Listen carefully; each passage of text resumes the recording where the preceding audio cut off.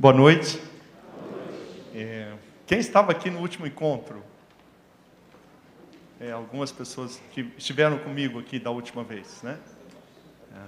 Que bom. Então é novidade, né? Eu tenho um probleminha, eu estou vendo crianças e adolescentes aqui.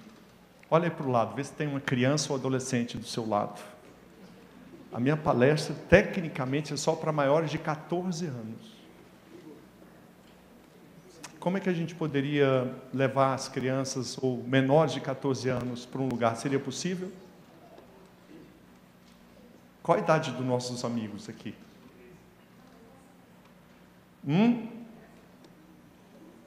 É muito forte. E a nossa bebê ali? Nem pensar. É uma pena, eu fico triste porque não pode, a imagem é muito forte. Eu não pretendo que vocês durmam hoje. Nada que seus filhos não estejam vendo na escola, viu? E netos. É triste. Olha, o que eu vou fazer? Eu vou fazer os primeiros 20 minutos com imagens. E aí pode trazer, tá bom?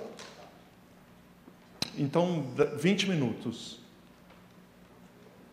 Para o papai não perder a mensagem, né, papai? Ok? Deixa eu conhecer vocês um pouquinho. Professores. Quem é da educação? Levante, fique em pé. Quem é da educação? Levanta, fique em pé. Professor, diretor, pedagogo. Ok. Diretor de escola tem aí? Não, professores, ok. Pastores. Pastores, fiquem de pé para eu ver pastores. Quem lideram a igreja, né? Ok. Área da justiça. Advogados, fiquem em pé, advogados, estudantes de direito, muito bem, tem bastante, né? Juízes, promotores, ok, pode. Área da saúde, pode ficar de pé? Enfermeiros, técnicos de enfermagem, médicos, fisioterapeutas, tá sortida a coisa, hein? Muito bom. Psicólogos agora, assistentes sociais e psicólogos e serviço social. Temos? Psicólogo? Aqui. Ok. Papais e mamães, calma, com filhos até 12 anos de idade para baixo. Fique de pé também. Quem tem filhos até 12 anos? Até 12 anos. Ok? Quem tem filhos de 12 a 18, abaixo de 18, vamos lá, filhos adolescentes, fica de pé. Ok. Muito bem.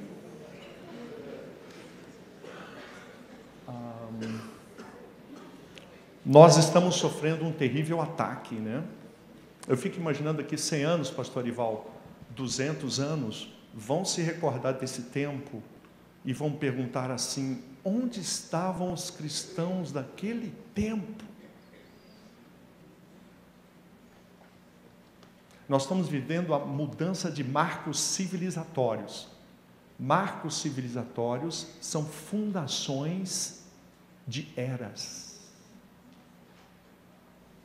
Estão querendo derrubar uma grande construção chamada civilização judaico-cristã. Querem derrubar. Estão derrubando. Com muita rapidez. Quais são os marcos civilizatórios da civilização judaico-cristã? O marco civilizatório central do judaísmo e do cristianismo chama-se família monogâmica. É marco civilizatório. Um homem, uma mulher. É marco civilizatório que crianças estão submetidas aos pais. É marco civilizatório judaico-cristão que as crianças devem obedecer aos pais e são os pais que devem educar e criar os filhos. Isso é marco civilizatório. Estão destruindo isso também. À luz do dia. Na novela, a novela da Globo, que propaga a erotização e o transexualismo para crianças e adolescentes, é um grito para todos nós. Cristãos, vocês não são mais relevantes. Vocês entenderam isso ou não? Cuspem na nossa cara. E qual que é a nossa atitude? O Banco Santander, vamos mostrar a imagem, agora vem a foto, eu quero mostrar para vocês. Quando um banco que pensa em dinheiro faz uma mostra artística para crianças, prestem atenção, vamos colocar, coloque lá, a mostra do Santander. Pode colocar o início da matéria. Não, volta. O início, onde mostra. Lembra que tem o iniciozinho? Que tem assim, mostra do Santander. Só para ver o... Não tem, né? Então, calma, eu vou mostrar para vocês. Esse é um conjunto de imagens. Eu vou explicar para vocês. O Banco do Santander fez uma mostra artística dirigida a crianças de escolas públicas ou particulares. Está na formulação da mostra artística. Um banco que sobrevive de dinheiro que as pessoas depositam, ou ele empresta para as pessoas. Esse banco faz uma mostra dirigida a crianças. Isso foi em Porto Alegre. Ok? Ele mandou 5.000 formulários para as escolas de Porto Alegre. Professores, tragam seus alunos menores de idade, porque nós queremos fazer uma união de professores e alunos sob o ponto de vista da arte. Ok, gente? Vamos ver o que eles mostraram para as crianças no museu público e fazendo publicamente. Vamos àquela imagem que você mostrou? Dá para aumentar um pouquinho? Não. Pode apagar a luz? Um pouquinho aqui? Mais. Tudo.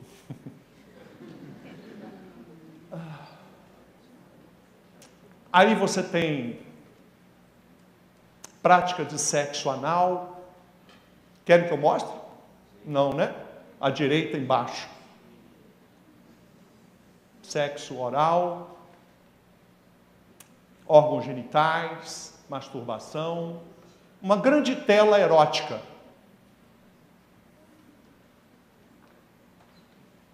Eu imagino os professores com seus alunos de 7, 8 anos. Pois bem, alunos, aqui vocês estão vendo a manifestação de... Professor, o que aquele homem está com pênis ereto ali no ânus? Não, aquilo é sexo anal, meninos. É natural, meninos. Eu fico imaginando os professores com uma mostra artística dessa, não é? Você imagina seu filho aí? Não. Mas ele está vendo isso. Isso é só uma mostra pública do que seus filhos estão vendo na escola. Vamos ver outra imagem? Não, mas... Aí, ó, criança viada, criança travesti. Aí eles dizem para os alunos, olha, um menino pode ser gay, menino de 6, de 7, e isso é um estímulo para dizer, olha, tem crianças viadas. Vamos ver outra imagem? Aí,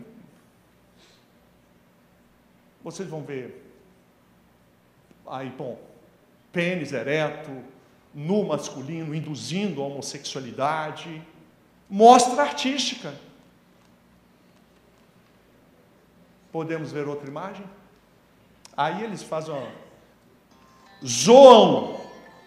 zoeira com Jesus Cristo na cruz. Vilipendiam um símbolo religioso relevante. E aqui não se trata, podia ser Maomé, podia ser Gandhi, podia ser qualquer referência religiosa, qualquer um. Aí no caso é Jesus Cristo. Pode acender a luz. Volte para as imagens iniciais.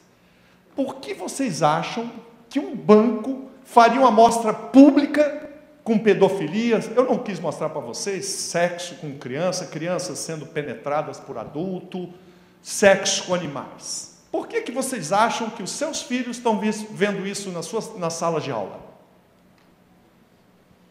É uma pergunta, não é? Mas o que eu quis trazer para vocês, pode agora tirar essas imagens e colocar as minhas. O que nós estamos assistindo, pastor Ival, é um banco, e os bancos são os anunciantes dizendo: cristãos, vocês não são mais relevantes.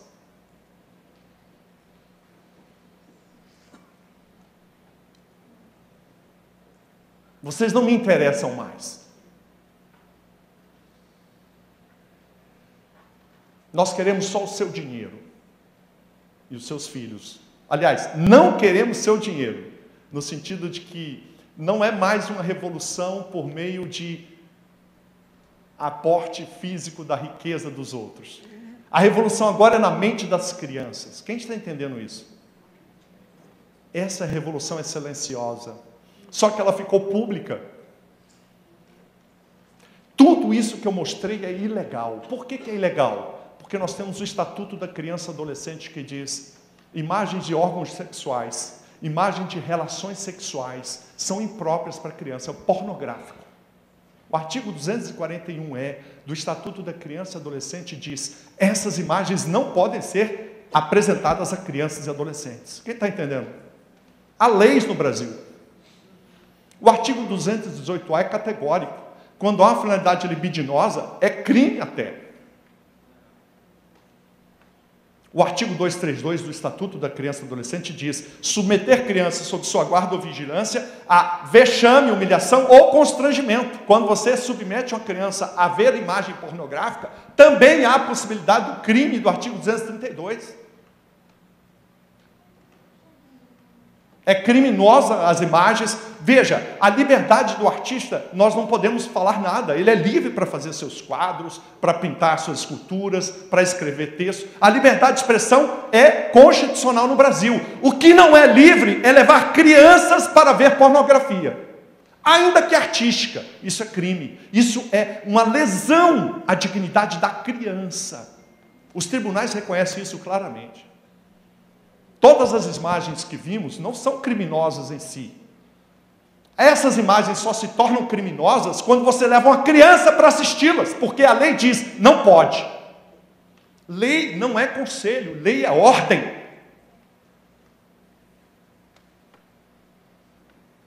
Mas eles vão fazer isso mesmo assim. E vão continuar fazendo isso. Porque os homens e mulheres de bem se calam. O que acontece com a mulher se, passando por uma rua, recebe uma mão em um lugar que não gostaria? E, ao invés de reagir, ela se cala. O que acontece com essa mulher? Se na segunda vez que ela passa por ali, o agressor agora vai fazer algo mais, ele vai ser mais agressivo no contato com as mãos. Ela de novo faz de conta que não viu nada e vai embora.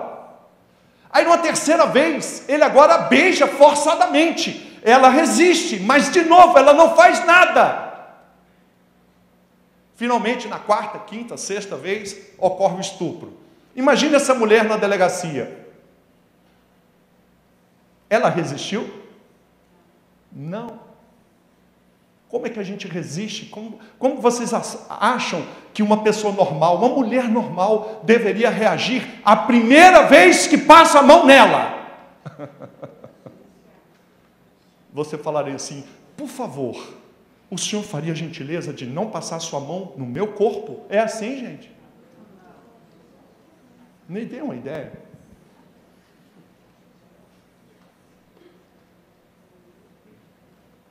Me dê uma ideia como é que alguém normal reage. Nenhuma ideia?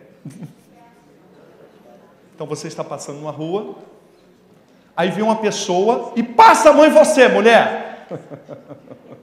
Me conta, como é a sua reação? Me perdoe falar assim. Eu estou comparando com o que estão fazendo com as crianças, como o que reagimos com uma mulher que sofre uma agressão sexual e como ela deve reagir. E aí, como você reage? Grita. Por favor, pare. Me dê um grito aí, mulher.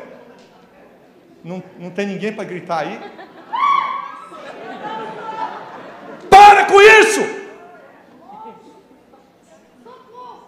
Socorro!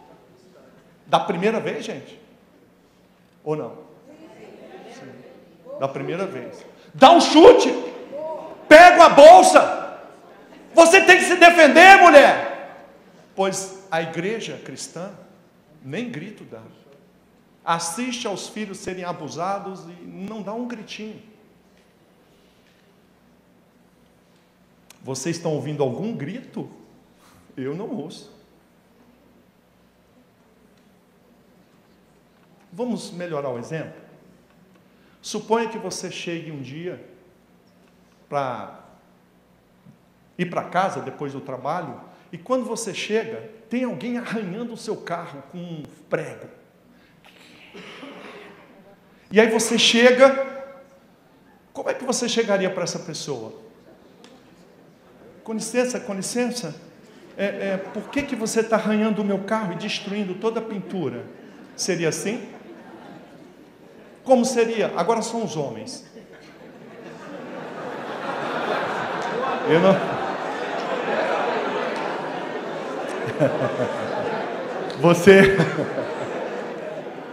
Você está vendo o seu carro e tem lá um cidadão arranhando assim. Então, homens, tem homem aqui, não tem? Tá. E aí, homem? Não, vamos tentar conter os ânimos. Não, briga comigo, gente. Vocês não estão conseguindo brincar, hein? De fato, você está chegando e tem alguém arranhando o seu carro. No mínimo, você vai ter que atitude? Um grito? Sim ou não? Para! O que é isso? Não é assim, gente? Daí para cima, né? Por que você não... Por que você, ao ver seu carro sendo arranhado, você não ajoelha e ora? Não entendi a graça. Senhor, faz essa pessoa parar de destruir meu carro. Senhor, eu te peço, desce fogo.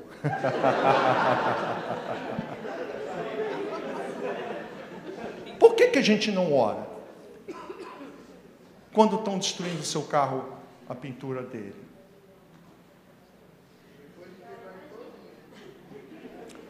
Você quebraria ele, mas perceba.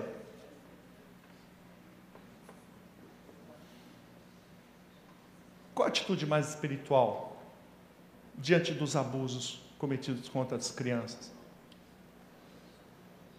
Qual seria a atitude nossa? Eu estive em Belo Horizonte, pastor Ival. Eu confesso que eu falei de forma natural, mas eu voltei para Brasília.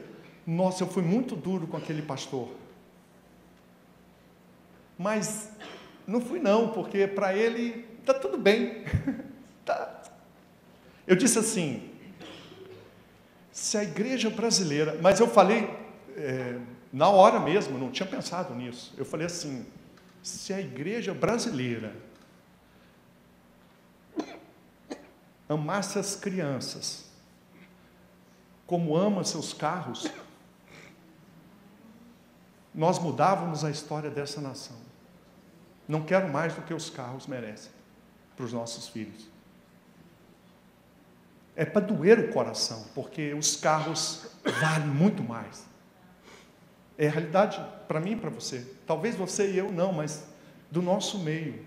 Se alguém tocar no seu carro, você arrebenta a pessoa. Você não vai orar. Mas se alguém abusar do seu filho, você vai orar. Talvez você não, mas é o nosso meio. O meu percentual é o seguinte no nosso meio. De cada 10 mil cristãos, 1 se interessa por criança. Verdadeiramente. 1. Por quê? O que aconteceu? O que aconteceu nesse caminhar cristão que o carro tem tanto mais valor? Em Brasília, um pai chega e vê o carro arranhado. Sabe o que ele fez, pastor Ival? Bateu tanto na mão do filho que arranhou o carro. que o filho teve que amputar as 2 mãos. É condizente com essa igreja. O pai se matou em função disso, cometeu suicídio. Olha a tragédia, por causa de um carro. É um caso real, que revela o nosso meio. Eu vim para chorar aqui com vocês, porque a minha esperança vem do céu, do Senhor, eu creio. O Senhor está no controle de todas as coisas. Mas as asas do Senhor não são feitas para socorrer os que se omitem e negligenciam no cuidado com as crianças. Seja pai, seja pastor, seja professor. A gente está buscando a sombra do Altíssimo para se esconder das obrigações. Vocês viram quando eu falei, por que a gente não se ajoelha e ora, mas com os filhos está sendo assim. Ao invés de corrigir, vamos orar. Não, você tem que corrigir. A oração mais potente que um pai pode fazer para o filho é cuidar dele. Não entendemos isso.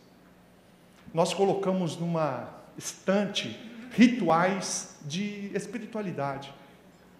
É por isso que fica engraçado, mas de fato o que fazemos é isso. Com os carros não. É até engraçado. Jamais a gente orar para pedir a intervenção de Deus, mas diante dos filhos sim. Ao invés de sermos pais presentes, nós delegamos a oração a Deus cuidar dos filhos. E é por isso que os nossos filhos estão como estão. Pastor Ival, eu ficaria feliz se os cristãos cuidassem só dos seus filhos. Já seria fantástico. A gente mudaria essa nação. Se cada pastor cuidasse das crianças da sua igreja, não precisa de mais não cuida das crianças da cidade, só da sua igreja. Eu quero lançar esse desafio. Cuida só das crianças da sua igreja. Revolução no Brasil. Pais, cuidem de seus filhos. Não estamos conseguindo fazer isso. E eu não estou aqui para, de maneira alguma, trazer para vocês peso. Eu vim trazer fatos. O Santander, nessa semana, nos deu um grito. Vocês estão morrendo, cristianismo. É só questão de tempo dessa geração morrer, porque a nova virá criança viada. É isso que está acontecendo em sala de aula, é isso que está acontecendo em materiais didáticos. Eu quero agora apresentar para vocês. Vamos nessa, onde tem a 1, 2, 3, 4. Essa aí. Está acontecendo nas televisões, mas os ativistas sexuais, eles também estão fazendo isso em praça pública. O que é isso aí? Niterói, 2016, crianças numa praça em frente ao Museu Niemeyer, 14 horas de um sábado. E um ativista sexual resolveu depilar a vagina, publicamente. O que ela está fazendo? Ela está falando para todos nós, olha, vocês não são mais relevantes. Queremos mostrar para as crianças todo tipo de prática sexual e posições e atitudes. E quando ela vai fazer a depilação da vagina em público, na presença de crianças, estão vendo lá, gente? São os nossos filhos lá, olha seu filho lá dentro, ó. Quem está vendo seu filho lá? A gente não consegue ver nas crianças os nossos filhos, na verdade, estão bem protegidos, doutor, não estão? Com quem que seus filhos vão ser amigos? Com quem que eles vão conviver? Os seus netos? Já parou para pensar? Estão lá. Acontece que isso aí é um crime, está no artigo 234 do Código Penal. O Código Penal diz que se você fizer uma representação teatral ou de qualquer natureza, de caráter obsceno em público, é crime. Sabe o que devia ter ocorrido aí, gente? A prisão dessa ativista. E por que não fizeram isso? Porque não tinha uma pessoa de bem com coragem. Não acha. Nós não achamos. Alguém de atitude? Não achamos. Cadê os homens e mulheres de bem? Vamos voltar às imagens lá. Essa aqui, abaixo do guia escolar, essa de vermelho, essa. Material didático. Meninos de 10 anos recebem essa imagem num dos seus livros de ciências sociais. Uma ativista sexual com pênis de borracha como colar. Qual era a pedagogia? Os alunos deviam escrever o que estão vendo. E por quê? Isso é material didático do MEC, tá, gente? Olha lá, vamos lá. Próxima imagem. Vamos abaixar um pouquinho. Não, volta. Aqui, essa da... essa.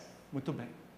Agora, saúde também. Você vai com uma filha de 8, de 7, de 10 aninhos, num local no hospital ou no centro de saúde. O que ela recebe sem você saber? As crianças estão recebendo esse tipo de material. Pênis ereto introduzido na vagina. Tem imagem aí pornográfica. Isso é que está sendo feito nas escolas. Isso é feito em público. Volta lá. Guia escolar, tá vendo? Esse é guia escolar. Aí. Eu vou finalizar com isso aqui. O guia escolar é um material do MEC, orientando professores sobre a prevenção do abuso. Olha que interessante. Presidência da República, Secretaria Nacional de Direitos Humanos, Ministério da Educação, timbre lá, federal, ó, brasão da República. É um guia de orientação, parece coisa boa, né, gente? Mas olha o próximo slide, para frente.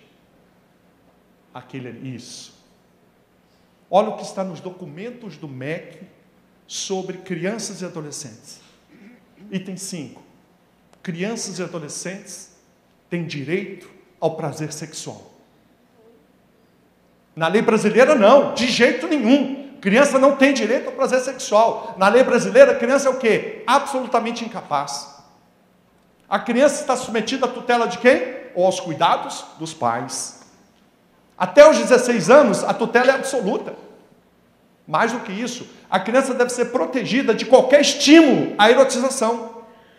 Tanto que você apresentar imagens de masturbação, sexo oral, coito anal, ou relação sexual, ou órgão genital à criança, é ilícito no Brasil.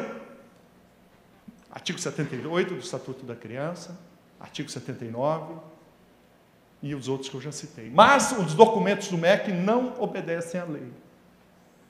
Estão dizendo o quê? Criança tem direito ao prazer sexual. Sabe quem mais diz isso?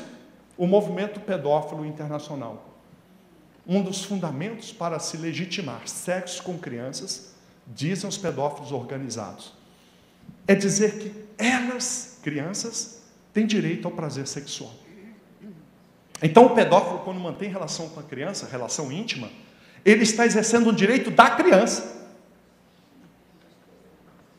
Os pedófilos dizem mais. As crianças devem ter autonomia de vontade. Outra violação do Código Civil e da Constituição Brasileira, mas está lá nos documentos dos pedófilos e do MEC. Criança tem autonomia de vontade.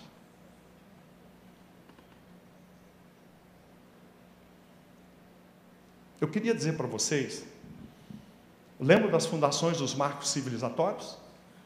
Primeira fundação, família monogâmica. Segunda fundação, a educação das crianças cabe aos pais. Crianças estão submetidas a quem? Aos pais. Quem incumbe criar e educar os filhos? Isso é marco civilizatório bíblico, mas está na Constituição brasileira, artigo 229. As leis brasileiras estão encharcadas de valores cristãos. E o que eu quero dizer para vocês? Precisamos mudar nossa estratégia. E eu quero passar agora a outra fase. Esse lixo que estamos assistindo é um lixo de mudança de marco civilizatório. Eles querem exterminar com o cristianismo. E nós vamos deixar isso acontecer? Não. A pergunta é, como reagir? E eu vim aqui exatamente treinar as pessoas que querem reagir. Quem deseja reagir? A que ponto? Eu sei que aqui nós vamos ter muitas pessoas. Eu quero que você esteja atento ao seu coração. Eu não quero que você saia daqui igual o Highlander. Mas eu também não quero que você diminua seu ímpeto. Se você tem como alvo conquistar São Paulo, vá em frente. Estarei com você. Se seu alvo for cuidar só do seu filho, estarei com você também. Então eu vim fazer uma aliança. Estou fazendo uma aliança, estamos em aliança com a igreja presbiteriana. Por quê? Porque é uma aliança de caminhada, não é de palestra, não é de curso. É preciso que a gente entenda que essa é uma guerra civilizatória. Esses ativistas e delinquentes sexuais, eles não vão parar. E nós precisamos estar preparados, não adianta ganhar discursos nem debates. Nós precisamos conquistar os corações e mentes, começando dos seus filhos, que eles estão ganhando. Precisamos conquistar corações e mentes, mais do que ganhar debates. Eu lembro que eu fui num debate, e foi no Mackenzie. Eu estranhei. O Mackenzie não tinha ninguém para debater com o John Willis. E me chamam de Brasília. Eu fiquei assustado. Meu Deus. E eu falei, vou. E vim. O debate foi na faculdade de Direito do Mackenzie. E quem era convidado para falar sobre diversidade religiosa? O John Willis. Mas aí me chamaram como debatedor. Eu vim. Não estava fazendo nada mesmo. Um domingo, uma segunda à noite. Não tinha jogo do Corinthians, o que eu vou fazer? Não é verdade? E eu vim. Pensa numa loucura. O final da palestra foi aquele monte de mulher beijando mulher, homem beijando homem. Eles achavam que iam me agredir. Não vão. No final da palestra, um desses homossexuais veio até mim e me perguntou. Eu só não entendi uma coisa. Como é que o senhor aguenta ser tão humilhado assim? Falei, é a vida, né? Vocês não me humilharam não, vocês é que estão se humilhando. Eu estou muito bem. E quero dizer que vou estar sempre aberto a conversar, a debater ideias. Eu não vim aqui combater pessoas. Eu debato ideias. E quero dizer para vocês que às vezes é no silêncio e até mesmo sendo humilhado, mas permanecendo firme na nossa posição, que nós brilhamos a luz que vem do alto. Às vezes será o nosso silêncio, o nosso calar, que terá mais força. E eu quero trazer agora orientações bem práticas para vocês. Bem prático, né? Eu quero trazer para vocês armas. Como enfrentar isso que está acontecendo? Como enfrentar? Não é? Eu vou fazer várias exposições aqui. Depois eu vou explicar o material que eu trouxe para vocês.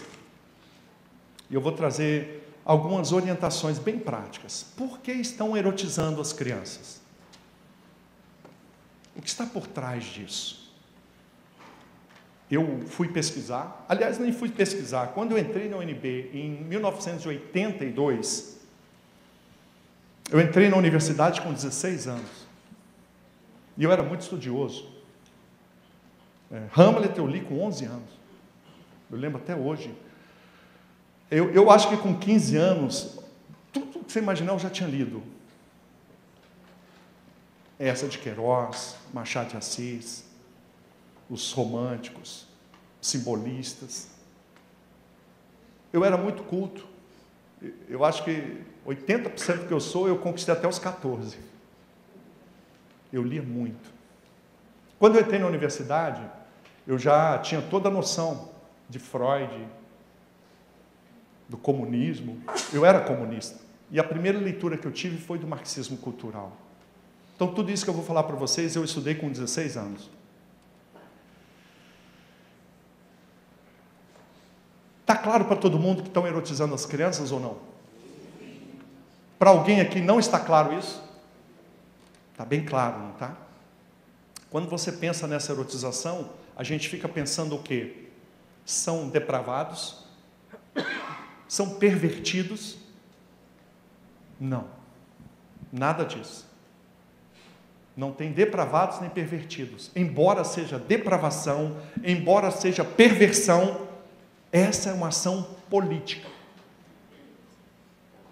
Eu vou ler para vocês o que diz Karl Marx no Manifesto Comunista. Suprimir a família, abolir a família. Até os mais radicais ficam indignados com esse propósito infame dos comunistas, diz Marx. E continua ele. Mas sobre que fundamento repousa a família atual, a família burguesa?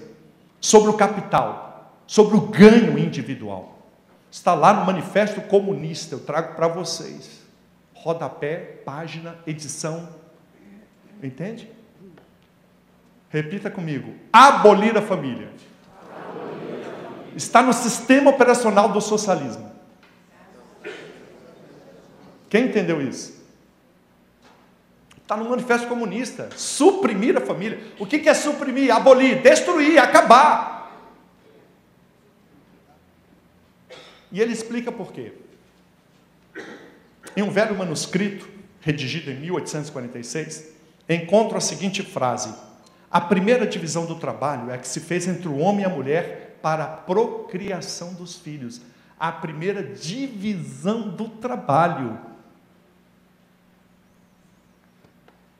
é a que se fez entre o homem e a mulher para a procriação dos filhos. Hoje posso acrescentar: a família monogâmica é o primeiro antagonismo de classes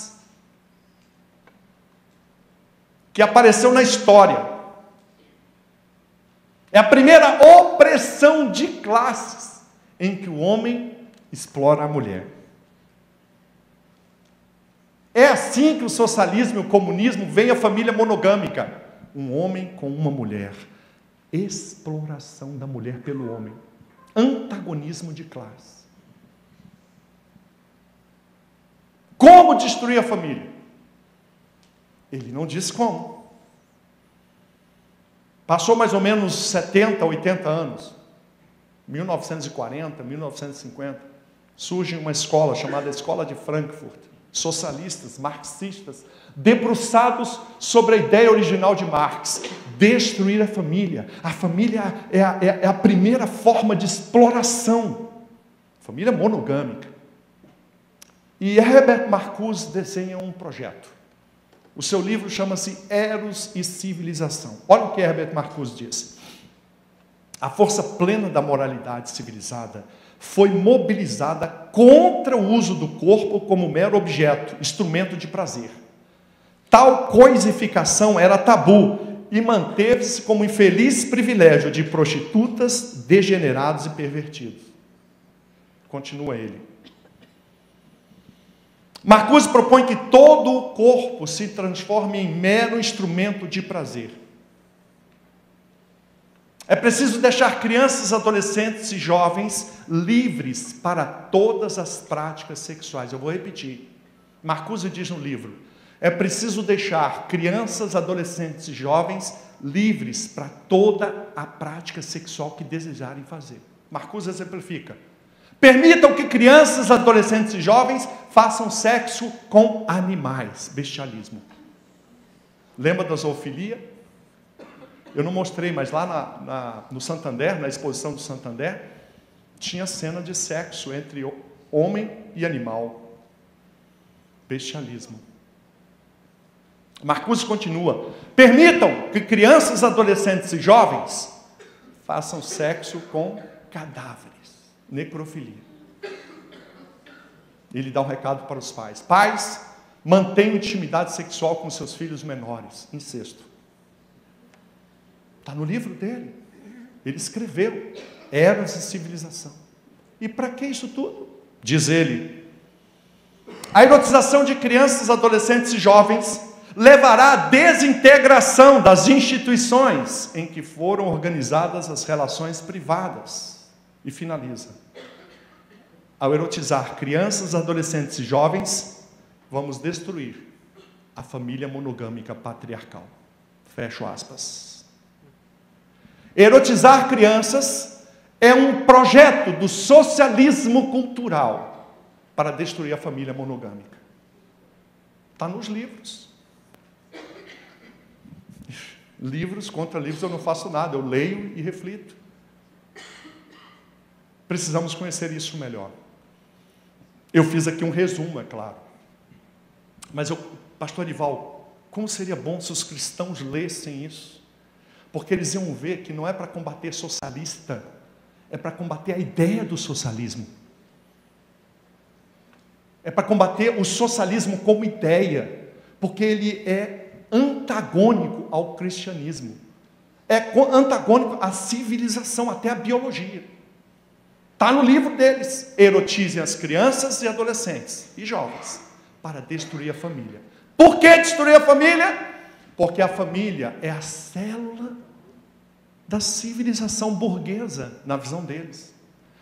Você sabe que o câncer, ele não destrói um órgão. O câncer destrói o quê? Células. A luta contra o câncer é celular.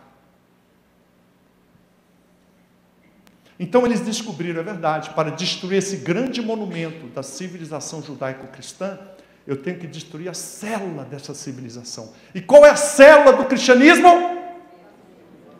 Família. Família. Família é a célula. Como destruir a família? Erotizando as crianças. É um resumo de um resumo de um resumo. Precisamos conhecer essa história.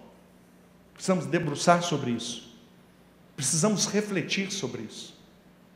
E precisamos agir contra isso. O que eu venho trazer para vocês agora são ferramentas. Por quê? Toda essa estratégia está implantada na educação brasileira. Nas faculdades que formam professores, os professores já vêm com o sistema operacional ideologia de gênero. Pode até mudar de nome, gente.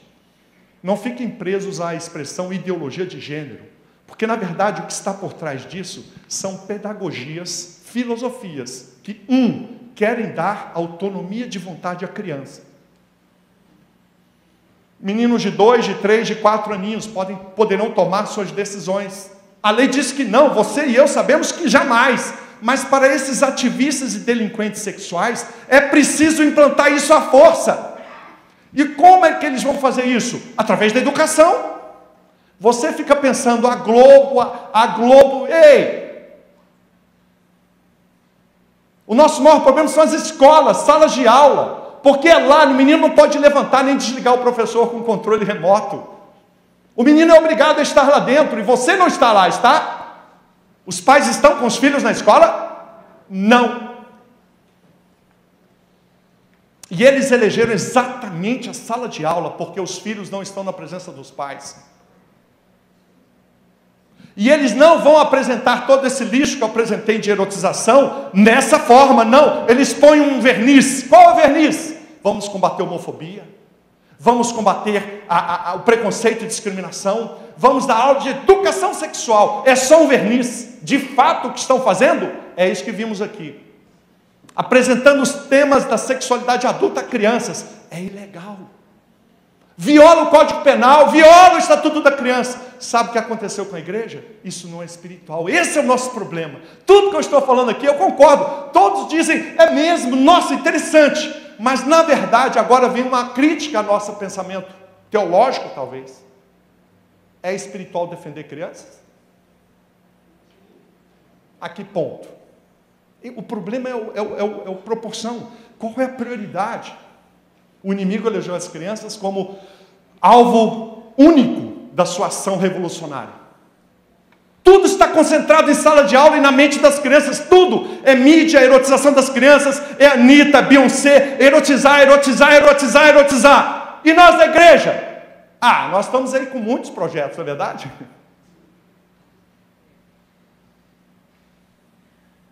O inimigo não. Ele só quer crianças e mais nada.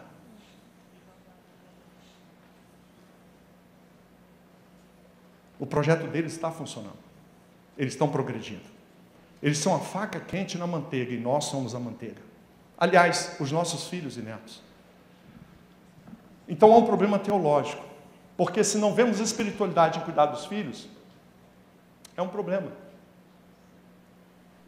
Então é necessário uma reflexão. Talvez agora seja coisa de pastores mesmo.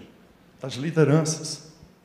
Por que nos calamos diante do sacrifício público das crianças? Por que vamos orar ao invés de marchar?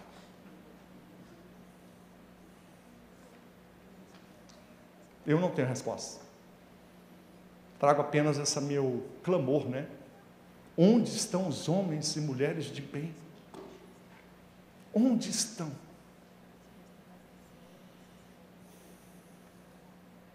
Para aqueles que querem agir, eu creio, eu digo isso para vocês, que eu digo para o Brasil. O que me dá esperança são reuniões como essa.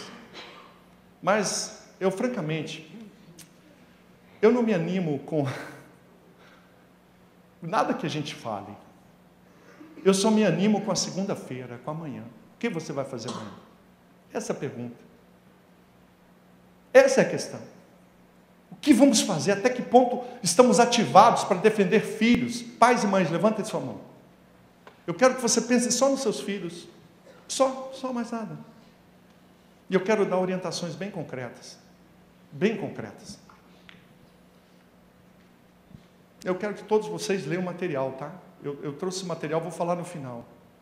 Não dá para a gente enfrentar pessoas sem treinamento. Os nossos adversários têm treinamento, têm argumento. Eles estão tudo fechadinhos com os outros. A gente não. Vai falar com Bíblia. E a mudança estrutural agora eu vou dizer para vocês qual é. Levante sua Bíblia.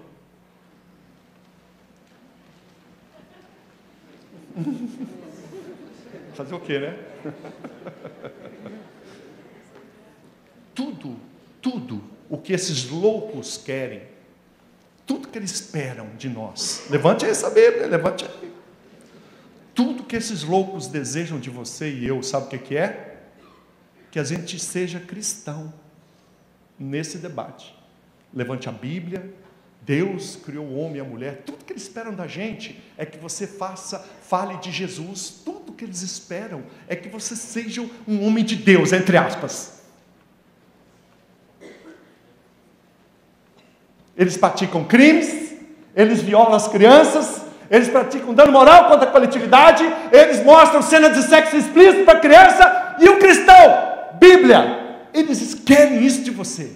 Levante sua Bíblia aí. Isso, o inimigo quer isso de você. Fala da Bíblia. Isso. Eu cometo crimes, diz o inimigo. Eu pratico violações e vocês vêm com argumentos religiosos. Parabéns. Vocês transformaram em polêmica os crimes que eu cometo. Quem está entendendo aqui? Não. Então vou propor outra coisa agora.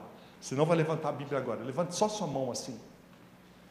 Nessa batalha, em defesa da família, das crianças, dos marcos civilizatórios, sabe o que você vai levantar? Repita comigo. Código Civil. Estatuto da criança e do adolescente. Código Penal. Constituição. Grita aí. As leis. Isso vai incomodá-lo.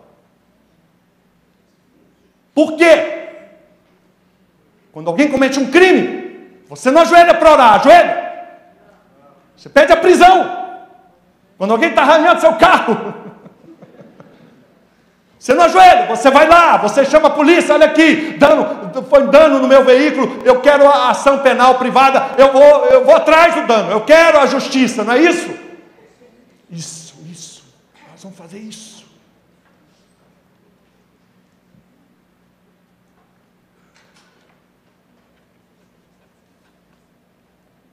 Precisamos mudar a nossa mente. Porque nós estamos prontos para um proselitismo religioso que não vai ter eficácia nenhuma. Pelo contrário, quando nós argumentamos religiosamente ou moralmente, quando a gente fala que é absurdo, eu vi altas autoridades cristãs do judiciário, do Ministério Público, diante do Santander, gente, cadê a defesa das tradições cristãs? Espera aí, você não conhece o Código Penal não, amigão? Até a gente é tão treinado por proselitismo religioso. Nos perdemos. Pois eu digo para você, eu venho dizer para você, a coisa mais espiritual a fazer agora, pais e mães, em defesa do seu filho, é conhecer as leis que defendem a família e a infância. Amém? Isso é espiritual nesse momento. O inimigo não conta com isso. Ele espera essa igreja cristã e os cristãos que vão falar de Jesus na rua. Isso ele gosta. Ele gosta de marcha para Jesus. Entenda o que eu vou lhe falar. O inimigo ama multidões contra ele, porque ele trabalha com espírito contra-majoritário. Ele não está preparado para uma família, uma igreja preparada. Não. Eu venho trazer para vocês o seguinte raciocínio. Nessa defesa, veja, não estou aqui, marcha para Jesus ou manifestações públicas dos cristãos, são necessárias, eu acho válidas. Mas nesse tema da família, agora é guerrilha. Nos tornamos minoria agora. Você não percebeu? Somos maioria, mas de fato somos minoria. Precisamos nos preparar para um tempo muito ruim. Eu estava falando hoje para um pastor, o fato de estarmos naufragando não é o pior cenário. Há barco salva a vida. Precisamos colocar as crianças neles. Quem está me entendendo? Eu quero preparar você para uma maturidade que não venha dar glória a Deus diante do naufrágio, não, tá? Nós estamos tão infantis que precisamos sair daqui com uma homilética adequada, não é verdade? Ou não? Vai dar tudo certo. Não vai dar tudo certo. Estamos diante de um naufrágio iminente. E o que vamos fazer? Vamos lutar. É isso que eu proponho. Lutar. Por quê? Porque já ganhamos essa luta. Ou não? Agora, é preciso que tenhamos uma ação condizente com isso. Não estou dizendo que o naufrágio aconteceu, mas ele está muito próximo. Futebol, tá? Para quem gosta de futebol. 15 minutos segundo tempo. Dr. Shelby, ainda temos meia hora. Não falei o placar. O inimigo tem 2 e nós temos 0. 2-0. Dá para comemorar? Falta 30 minutos para acabar o jogo. Ainda há tempo, há um lado positivo. Ainda há tempo. Mas eles estão ganhando esse jogo. O que temos que fazer? Ter consciência da gravidade. É muito natural, quero dizer para vocês o seguinte. Eu estava indo com a minha família numa viagem. E quando eu passo a uma certa altura, eu vejo no campo uma máquina colheitadeira daquelas mais modernas, grande, em chamas. Estava em chamas dentro do local onde o operador fica. Eu estava com meus filhos, minha esposa não podia. Eu se estivesse sozinho, pararia o carro, pegaria o meu extintor e iria lá. Que era muito perto da estrada. Eu não pude parar, fui correndo. 2 quilômetros depois tinha um posto de gasolina. Eu parei o carro. Amigo! Aí veio lá o caipira. Calma, doutor. Não, está tendo incêndio. Calma, doutor, incêndio, eu não estou vendo fumaça nenhuma. Eu entendi ele. Ele não via fumaça. Ele não viu fogo. Não, tem uma máquina lá, colheitadeira em chamas. Não, a gente não tem nada. Rapaz. Eita. É porque não é seu filho que está lá dentro. Aí levou um susto assim. Calma, a gente vai ver. Exatamente. Entendeu, pastor? Por quê? Estava distante do fogo, não era o filho dele, mas eles deram um jeito, arrumaram um carro e foram para lá. Eu não sei o que aconteceu, não sei se alguém... Mas eu sei que quando a gente tem que agir com pressa, e só eu vi o fogo. Quem está vendo fogo aqui? Só para você que está vendo fogo. Tem que agir com pressa. Não dá para ir tranquilo. Calma, gente, vamos lá apagar o incêndio. Vamos. Ei, tudo bem? Oi, tudo bem? Eu vou lá apagar um incêndio ali que está morrendo um monte de gente, mas eu já volto, tá bom? Tranquilo? Tchau. Não esquece de guardar lá, tá bom? É assim, gente? Nós estamos assim, porque o incêndio está acontecendo na sala de aula do seu filho. Ou das outras crianças, né? Tem muita gente que fala, não, meus filhos já estão grandes. Ufa! Não vai ter neto não, né? É desse jeito. Eu quero que todo mundo fique bem perto desse fogo, para sentir o calor e se queimar, porque isso vai dar urgência a você. Mas eu não espero que esse fogo arda nos seus filhos e netos. A gente espera, sinceramente, que os nossos filhos estejam protegidos. O que fazer diante disso tudo? Eu digo para vocês o que fazer. Primeira atitude. Conhecer a estratégia desses loucos. Conhecer a estratégia desses ativistas e delinquentes sexuais. Eu dou a estratégia, vou falar depois para vocês. Eu já sei o que eles vão fazer, porque eles anunciaram nos livros. Eles já dizem para a gente o que vão fazer. Segundo, conhecer as leis que regem família, infância e educação. Você tem que conhecer, refletir. Você que tem que estar preocupado com isso, é um a um. Cada pai, cada mãe. Não é um treinamento rápido, mas também não demorado, mas é uma coisa que exige que você leia. Pais, vocês têm que estar atentos, porque vocês vão argumentar com o professor do seu filho. Vocês vão argumentar com outros membros da sua família que já estão contaminados, sim ou não, gente? Muita gente contaminada no meio da igreja. Teólogos aí falando de marxismo. Como assim, doutor? Destruir a família? Como assim destruir a família? Nesse livrinho aqui eu ponho um menino para discutir com um teólogo aí, que você sabe o que eu estou falando. Sabe o que eu estou falando, né?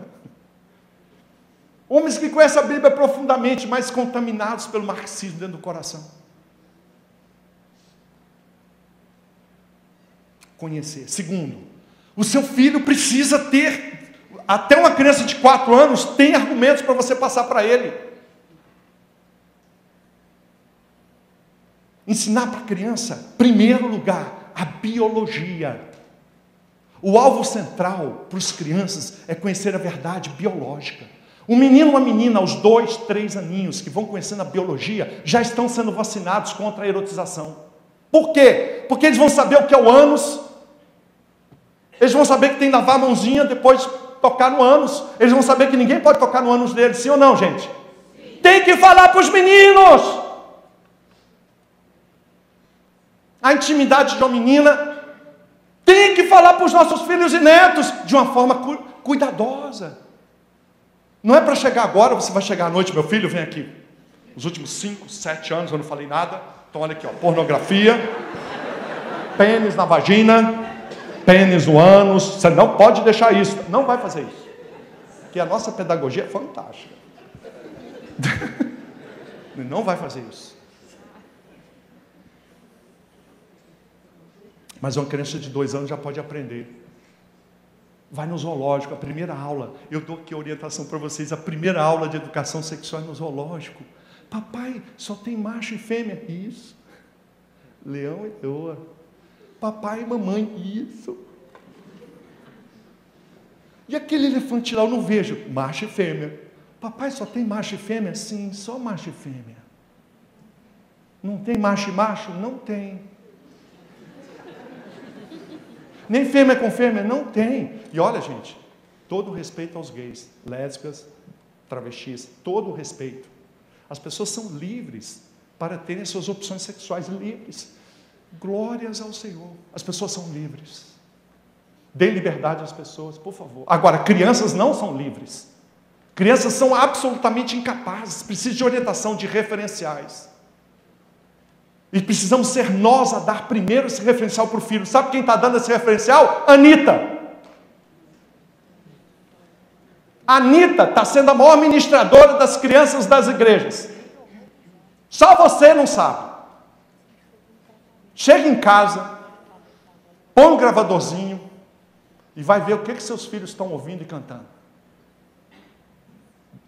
Justin Bieber, Katy Perry, I Kissed a Girl. A menina cantando que beijou a menina. Comece pela sua casa. Por que roupas? Por que brinquedos? Tudo isso é fundante no fortalecimento da identidade biológica de sexo. Precisamos ter esse argumento no nosso raciocínio.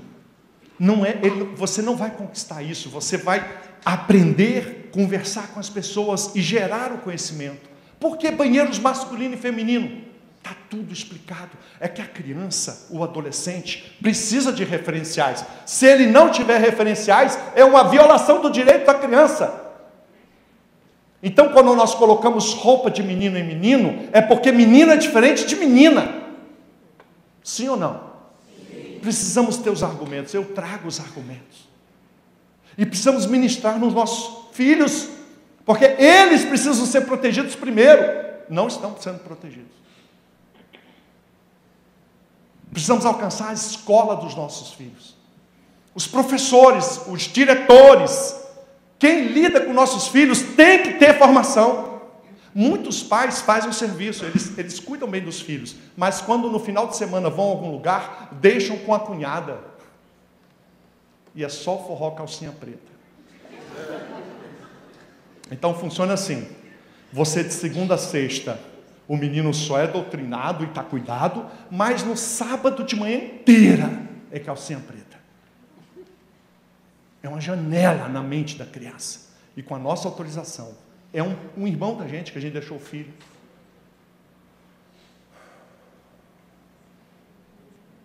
A nossa família é um lugar de conquista.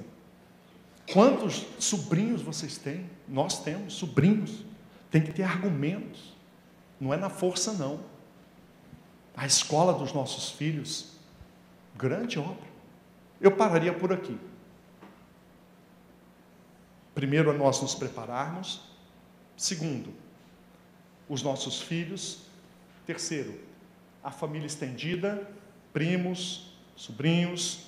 Quarto, a escola dos nossos filhos, professores. Levar argumentos refletidos para ir conquistando. Não. Isso é crime. Quando a gente deixar de dizer assim, eu acho um absurdo, não é para dizer mais isso. Isso é crime. Dano moral. Ei, professor, se o senhor mostrar isso para os seus alunos, dano moral. Cada família processa o senhor. Pode ganhar até 5 mil reais por aluno. Multiplica por 40, tadã. Uma fortuna, os professores. Agora, as famílias, olha, se mostrarem esse conteúdo para o seu filho, não é para ir conversar, não. A gente vai conversar com o estuprador, você devia se arrepender de estuprar, é assim, gente? É bom que ele se arrependa, sim, mas na cadeia. É ou não é? A coisa mais espiritual a fazer com estupradores é prendê-los. Mais do que orar? Sim, se ele estiver solto, sim. Ou não? Prender alguém é mais importante do que orar? Sim. Por que clamas a mim, Moisés? Por que Deus estava falando com Moisés? Tinha algo mais importante do que clamar. O que era, gente? Onde que a gente perdeu isso? Está lá na Bíblia.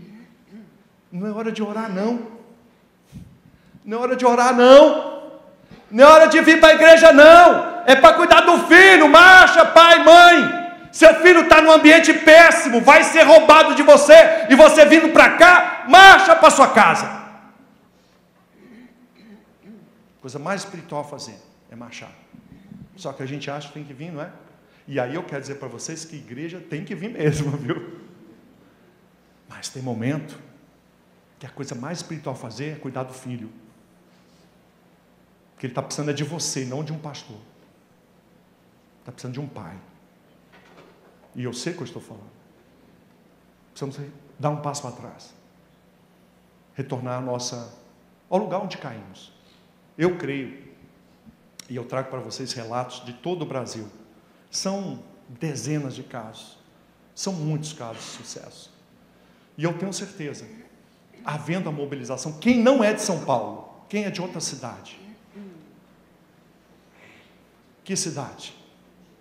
Mogi das Cruzes. Pode falar. Jacareí. Santos. Recife. Taquecetuba.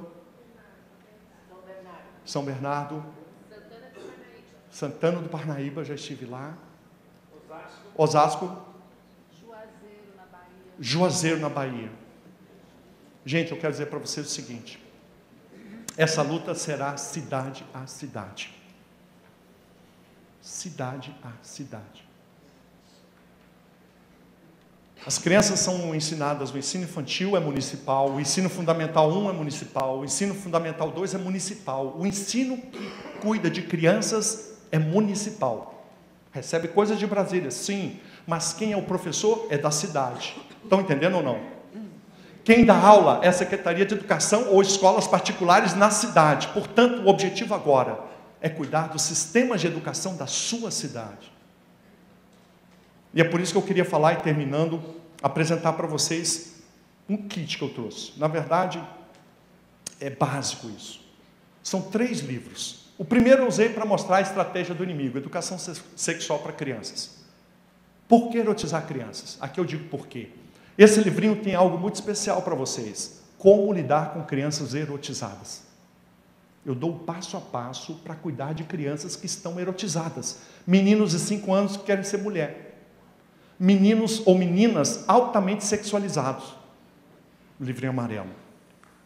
O livrinho Família Educa, Escola Ensina. Esse aqui é básico para que nós possamos lidar com os limites na escola e na família. Até onde a família pode ir e até onde a escola pode ir em temas da sexualidade. Precisamos colocar ordem. São 12 artigos de lei, não é muito, é pouco. E aqui é um treinamento prático para advogados, para pais, para professores e para os pastores que querem ser referência na sua cidade. É urgente. E o terceiro livro do kit, Conflitos e Violência na Escola. Esse é um livro prático. Como lidar com a proteção dos filhos e alunos. É um livro para professor e para pais. Prevenção do abuso sexual contra os filhos. Como lidar com vítimas de abuso. Só esses 2 capítulos já bastam. O protocolo para cuidar, para prevenir o abuso e para cuidar das vítimas de abuso. É um grito de socorro, é um SAMU. Esse é um kitzinho, tá, gente? Só pode levar os livros juntos. Eu digo para vocês, o livro eu só vendo esse livro em palestras, tá? Não tem remessa por correio, infelizmente, a gente não tem condição. Para as pessoas que lutam com crianças, eu trago o DVD azul, a prevenção do abuso contra crianças. São historinhas para a gente passar para as crianças, tá? É um uso direto. Então, você pega o aluno, pega as crianças da igreja, você pega os seus filhos, crianças ou adolescentes. São 8 histórias reais de abuso. Qual é o objetivo disso aqui? Dar voz às crianças. O azul para crianças, tá, gente? Então, as crianças vão receber orientação prática. Por exemplo, abuso sexual. Eu chamo de carinhos esquisitos. Entendeu? Não chamo de abuso sexual. Então, uma criancinha de 3 anos vai falar carinhos esquisitos. Ela não sabe bem o que é. E aí você sabe, diante de crianças que passaram por isso, as que passaram vão te dizer. Um dos frutos do DVD azul, gente, é que as crianças que passaram pelo abuso levantam um dedinho. Vocês querem saber quem passou pelo abuso na sua igreja? Querem? Ou é melhor deixar escondido? Deixar escondido? Você deve pensar bem, porque quando esses casos vêm, precisamos saber o que fazer. Toda a história é acompanhada do que fazer. Bem prático, gente. E o DVD amarelo, quem cuida de famílias. Tem alguém aqui que cuida de famílias? Ministérios que cuidam de família? Não? Quem cuida de famílias. Como investigar os filhos? Ou professores. Ensinar professores a investigar alunos. Infelizmente, é uma tragédia o que está acontecendo nas escolas. Às vezes os professores não são maus, mas eles se descuidam. E coisas terríveis acontecem no olhar do professor. A ideia qual é, gente? É prática. Nada aqui é uma coisa assim profunda. Na verdade, é o que fazer diante das situações práticas. E se nós não levantarmos o nosso olhar e agirmos como cidadãos, nós caminhamos para um naufrágio iminente. Eu creio sinceramente que nós temos tudo para reverter isso. Mas não será impondo a mão sobre Golias. Isso era uma piada. Eles riram de tudo. Não fiz uma piada aqui. Essa era a piada verdadeira. Vocês viram Davi impondo a mão para Golias? Cai, Golias! Viram? Não. Vocês estão entendendo a lógica? É preciso cristãos que se coloquem como Davi. Cadê as pedras? Cadê a funda? A ideia é que cada um de nós derrube esse gigante que está aí do seu lado, na escola do seu filho, talvez na sua família, talvez na sua igreja. E nós só vamos fazer isso com instrumentos reais. A oração é muito importante. Eu não estou aqui para desdizer ou diminuir a oração. Pelo contrário, tudo começa na oração. Mas eu entendo Eu vou a Êxodo 17.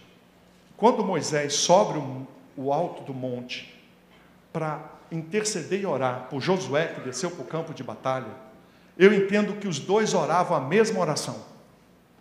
Quem lembra de Êxodo 17? Os amalequitas atacam e Moisés chama Josué e diz: Josué, vai enfrentar os amalequitas no campo de batalha. Moisés sobe com Uri e Arão. Um monte, lembra, gente? Que levanta a mão, enquanto a mão dele estava levantada, prevalecia. Lembra disso?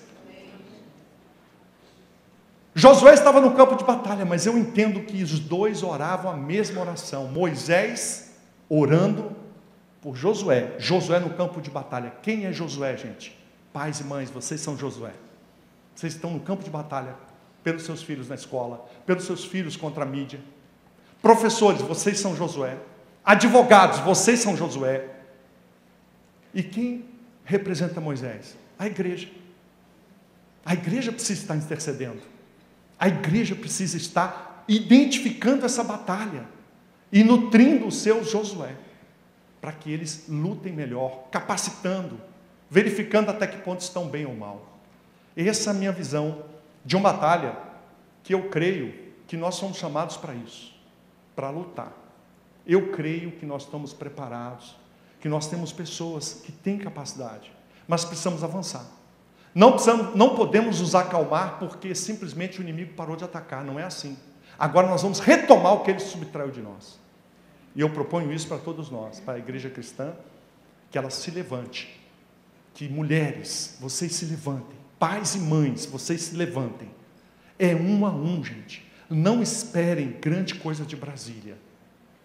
A vitória virá da sua cidade, da sua igreja, da sua família.